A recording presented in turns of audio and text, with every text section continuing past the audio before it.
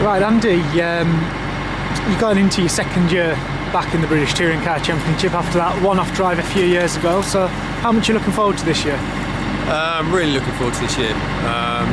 Considering, as I say, I got into British Touring Cars last year, which is a great achievement in itself, but coming to a team such as Arena and a car that I really think will suit me, really looking forward to it. Do you feel going into the season you've got a bit of a point to prove? Because last year was your first year back from the accident that we all know you suffered at Silverstone, and it's fair to say that you did get negative press from time to time from people who were saying, that's a car that should be at the front of the field. So do you think this year's an opportunity to go out and show people what you can actually do after you've got a year under your belt racing again? Certainly, yeah. Last year, as I say, it was a huge learning curve, don't get me wrong, but I arrived in the car which at the time was assumed it was going to be a front runner, and if you look at the likes of my teammate Rob Collard and even Stephen Kane and Matt Jackson, they squeezed every ounce out of that car, but they never really run down the front on sheer pace. Maybe on the reverse grid and so on, but as far as up against the front-wheel drive turbo cars and so on, they struggled. So the car wasn't what it was. We're saying that, yes, I've got a point to prove. The car I didn't really gel with the BMW. I'm primarily front-wheel drive anyway, but as my pace has shown straight away, I've got in this. And although I'm not quite as quick as Tom yet, I'm certainly quick enough, and it would move me way up the grid. But yeah, I've got a few points to prove. So how's testing gone so far? It's been going very well. The only struggle I should say is that Tom and I are sharing the old car at the moment, because the new ones are being built as we speak.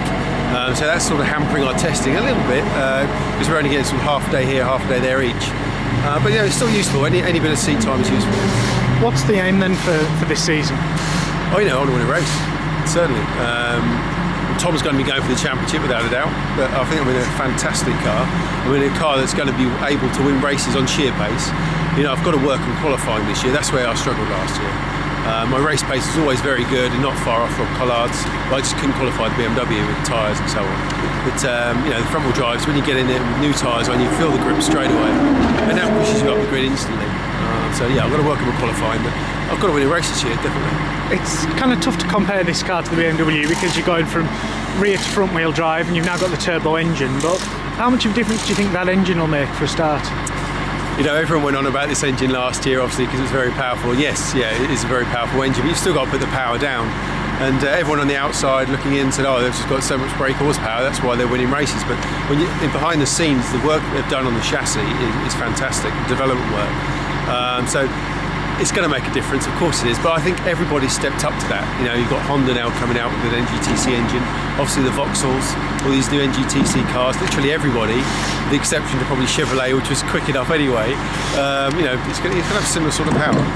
Have you found it difficult to get used to driving a front wheel drive car again? No, not really. Front wheel drive, as I say, is what I'm pretty much used to over the years. It's what I won the championship in years ago, and I've done so much front wheel drive for Seats, Clios and so on. The car's set up slightly differently than what you expect from a typical front wheel drive car. Once you get your head around that, it's a bloody good bit of kit.